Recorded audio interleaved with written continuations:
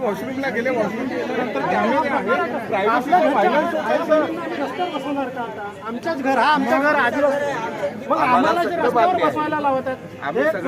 मी काय म्हणतो सर, यांना बाहेर पाठवण्याचा आदेश आहे का तुमच्याकडे? आहे का? मुलींना बाहेर पाठवण्याचा आदेश आहे, काही पत्र आहे, द्या ना आम्हाला. अरे लघुशंका करण्यासाठी, मुलींना लघुशंका करण्यासाठी तुम्ही आता इकडे बाहेर बसवणार? हे चुकीचं आहे ना. ही पद्धत आहे का काही? झालं सगळं बोलणं झालं. आता बोलू का मी? बोला. आपण इथं मोबाईल टॉयलेट आणलेलं आहे, सगळ्यांनी बघितलं आहे का? तिथे एका बाजूला पुरुषांची व्यवस्था आहे आणि एका बाजूला मोबाईल टॉयलेट मध्ये स्वच्छता आहे का? पहिले जाऊन बघावं म्हणा, सर्व पोलीसवाल्यांना बघावं म्हणा. आपण स्वतः बघितलं. आम्ही जाऊन आलो, असा कानाला पकडून जाऊन आलो आम्ही. त्याच्यामुळे प्रशासनाने लक्ष द्यावं, त्याच्यानंतर आपण बोलावं त्या गोष्टी. आता दुसरी एक गोष्ट सांगतो, आम्ही मागे जी मुलं थांबली होती त्यांची सगळी व्यवस्था केली, पण ही अशी बॅरिगेड नव्हती ना ऐकून तेव्हा. घ्या. अशी तुम्ही बॅरिगेड ऐकायला तयार नाहीये. तुमचं ऐकून घ्यायचं, ऐकू फक्त तुम्ही इथे आदेश कॉपी म्हणजे आमचं ऐकून ऐकायला तयार आदेश नाही. कॉपी टाका इथे, आदेश कॉपी टाका. तुमच्या मनाची जर राजी असणार तर सांगा आम्हाला. आदेश कॉपी टाकून द्या, आम्ही सगळेच येतो. आम्ही प्रेमाने सांगतो तुम्हाला. आम्हाला हे समजलं आहे की इथं मागे जे विद्यार्थी थांबले त्यावेळेस हाच विषय होता. मुलांना पण गैरसोय झाली, मुलींना पण गैरसोय झाली. तर आम्ही ऐकून घ्या मला. बोला ना, बोला ना. त्यावेळेस विद्यार्थ्यांना आम्ही रूमवरच पाठवतो हॉस्टेलला. ते मग रात्री जायचे, मग सकाळी परत यायचे. तुम्ही लगेच त्या विद्यार्थ्यांना विचारा जे थांबले नाही येऊन गेले. तुम्ही कालपासून बाहेरून आलेल्या आहे, वर्धा, यवतमाळ, भंडाराच्या मुली आहे 200 ते 300 तुमच्यासोबत. तर कार्यालयाचा काल रात्री जो आहे दरवाजा बंद होता, मुलींना वॉशरूमची प्रॉब्लेम झालेली आहे, इथे पोलीस बॅरिकेड्स लागले होते आणि त्यानुसार आज तुमची अधिकाऱ्यांची चर्चा झाली. त्या चर्चेमध्ये काय बोलणं झालं तुमचं अधिकाऱ्यांशी? बऱ्यापैकी आम्ही 10 दिवसापासून आपापल्या जिल्हा स्तरावर आंदोलन आमचं कंटिन्यू साखळी चालू होती, परंतु कुठेतरी शासन व प्रशासनाच्या सकारात्मक भूमिका न दिसल्यामुळे आम्ही विभागीय कार्यालय गाठलं. या कार्यालयामध्ये गाठत असताना कुठेतरी प्रशासनावर असं आम्हाला वाटते की शासनाचा दबाव असेल की इथे आंदोलन होऊ देऊ नये किंवा विद्यार्थ्यांना आत येऊ देऊ नये. आणि जसं ही बॅरिकेड मॅडम सांगतात की लॉयर्स ऑर्डर होते, परंतु ते ऑर्डर फक्त पोलिसांना असते, ते इथल्या प्रशासनाला किंवा इथल्या डिपार्टमेंटला नसते. परंतु मला हे नाही समजत मॅडमचं की कोणाच्या निर्देशाखाली विद्यार्थ्यांचा आवाज दाबण्याचा प्रयत्न चालू आहे. वारंवार मी मॅडमला विनंती केली की कमीत कमी मुलींना आतमध्ये घ्या, त्यांचे काही लेडीज प्रॉब्लेम असतील किंवा त्यांना वॉशरूममध्ये जायचं आहे, त्यांना प्रत्येक गोष्टीपासून अडवलं जायचं. परंतु आज जेव्हा आमची बैठक झाली का त्यांनी विषयाला संबोधित केलं, परंतु आम्हाला विषयावर बोलायचंच नव्हतं. कारण कुठेतरी जो स्थगिती यांनी केली असा संभ्रम विद्यार्थ्यांमध्ये निर्माण करून आंदोलन मोडीस काढण्याचा प्रयत्न यांचा चाललेला आहे. आजच्या चर्चेनंतर मुंबईमध्ये आमदार खासदारांची जी मीटिंग झाली त्याच्यानंतर जो परिपत्रक निघाला त्यावर काय चर्चा झाली तेच एक लक्षात घ्या, मी संपूर्ण 25 आमदार व 4 खासदारांना मी सांगू इच्छितो की ट्रायबल ॲडवायझरी कमिटीची मीटिंग जरी लागली ते का एकाच मुद्द्यासाठी लागली का? त्यांनी का एकाच मुद्द्याचा निर्णय घ्यावा का? विद्यार्थ्यांना यांनी फसवण्याचा प्रयत्न करू नये. विद्यार्थ्यांना समजतंय की काय आपल्यासोबत चाललेलं आहे, भविष्यात शैक्षणिक व्यवस्था कशी आपली वाचवायची.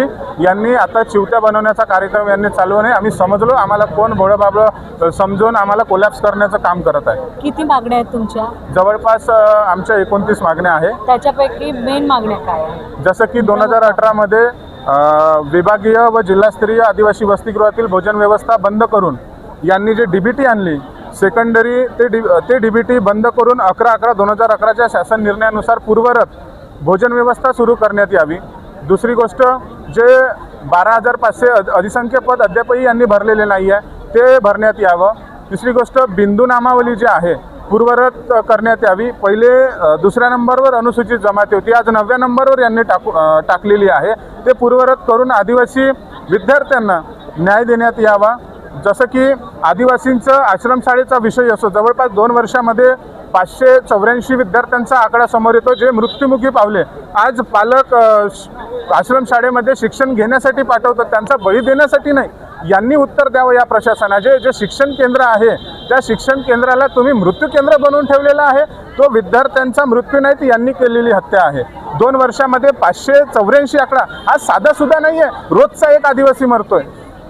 आदिवासी विकास मंत्री सुद्धा याला जबाबदार आहे. त्यांनी सुद्धा नैतिक जबाबदारी घेऊन राजीनामा द्यावा, अन्यथा आम्ही ज्या पद्धतीने आमच्या विद्यार्थ्यांचं शांततामय लोकशाही पद्धतीने आंदोलन सुरू आहे तेच आंदोलन आम्ही आमच्या पालकाच्या माध्यमातून अतितीव्र करू. तेव्हा तुम्हाला समजेल की आदिवासी काय आहे. मगाशी अधिकाऱ्यांच्या बोलण्यावरून असं समजलं आम्हाला की त्यांनी असं म्हटलं की विद्यार्थ्याऐवजी पण इथे आतमध्ये या प्रिमायसेसमध्ये दुसरे पण लोक येत आहेत, तर त्याच्यावर काय बोलणार तुम्ही? तुम्हाला माहीतच आहे की काल विद्यार्थ्यांसोबत कसं घडलं, म्हणजे अविश्वास ठेवण्यासारखं यांची मानसिकता होती विद्यार्थ्यांवर. त्याच पद्धतीने जर का विद्यार्थ्यांचे पालक आणि जे सामाजिक संघटनांचे लोक आहे जे आम्हाला मदत करून किंवा आम्हाला सहकार्य करून सामाजिक दायित्व निभवण्याचा प्रयत्न करत आहे, कुठंतरी हे आंदोलन आम्हाला मानसिक त्रास देण्याचा प्रयत्नसुद्धा यांच्याकडून होतोय असं यांच्या वक्तव्यामधून वाटलं. माझी तमाम सामाजिक संघटना, आदिवासी हितचिंतक आणि विद्यार्थी हितचिंतकांना माझं आव्हान आहे की त्यांनी यांच्या चॅलेंजला किंवा यांच्या शब्दाला घाबरायची गरज नाही. तुमचा बळ, तुमचं सहकार्य आमचा आत्मविश्वास वाढवतोय आणि तुम्हीच आमच्या सोबत राहणार याची आम्हाला सुद्धा खात्री आहे. बाकीच्या गोष्टी ज्या झाल्या तुमच्या, म्हणजे जो आता 10 दिवसाचं आंदोलन होता, ठीक आहे, तिथे काहीतरी डिस्टर्बन्स आले, त्याच्याबद्दल काय बोलणार? 10 दिवस म्हणजे बऱ्यापैकी तरी कुठेतरी जेवणाची व्यवस्था विद्यार्थ्यांची होत नव्हती, कुठेतरी विद्यार्थ्यांना पाणी मिळत नव्हतं, परंतु कुठेतरी त्याच आदिवासी समाजातील सामाजिक संघटनांनी सामाजिक दायित्व निभवताना यांना जे सहकार्य केलं त्यामुळे हे आंदोलन इथपर्यंत टिकलं आणि पुढेही यांच्या सहकार्याने टिकणार, कारण आमचा आत्मविश्वास आणि बळ वाढवण्याचं काम संपूर्ण आदिवासी सामाजिक संघटनांनी आणि हितचिंतकांनी केलं. आता पुढील शासनाला काही आवाहन?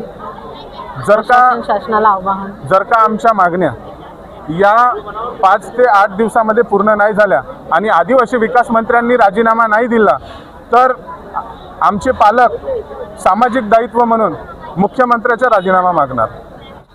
जवळपास इथे आता प्रेझेंट 300 ते 400 मुली आहे आणि आम्हाला म्हणजे वॉशरूमची हे आहे अडचण, तर ह्या गेटला लॉक लावले आहे आणि तिथे नाही का जे लॉक लावत होते त्यांना नाही का ते आले, आम्ही त्यांना विचारलं की आम्हाला वॉशरूमला वरती जायचं आहे, तर ते म्हणत आहे की मॅडमचा वरतून आदेश आहे की आतमध्ये कोणी येणार नाही. त्यानंतर आम्ही मागे गेल्यानंतर आम्ही तिथे बघितलं तर तिथे पण लॉक लावून आहे आणि कॅमेरासुद्धा आहे. म्हणजे मुलींनी जायचं तरी जायचे कुठे? एवढ्या मुलींच्या आता म्हणजे जवळपास 300-400 मुली आहे इथे, काही तिकडे झोपलेले आहे. मला 10-10 मिनिटांनी येऊन म्हणत आहे ताई वॉशरूमचं कसं. आम्ही त्यांना विचारलं आहे तर ते म्हणत आहे की मॅडमचा आदेश आम्ही फॉलो करत आहे. आम्ही जायचं तरी कुठे? ATC मॅडमनीच म्हटलेलं आहे की गेटला लॉक लावा म्हणून. आतमध्ये आहे ते, जाऊ नाही देत आहे. आम्ही जवळपास 10 दिवसापासून वर्धा, भंडारा, गोंदिया, देवरी या PO कार्यालयासमोर 10 दिवसापासून विविध मागण्यांना घेऊन आंदोलन सुरू होतं, जे बेमुदत होतं, परंतु कुठेतरी प्रकल्प स्तरावर आमच्या मागण्या ह्या पूर्ण झालेल्या नव्हत्या किंवा सकारात्मक भूमिका प्रशासन किंवा शासन घेताना दिसत नव्हती. म्हणून ATC कार्यालयामध्ये आम्ही फक्त इथं जाब विचारण्याकरिता या मॅडमला आलो होतो आणि शांततेने आम्ही इथे सगळे बसलेलो आहोत.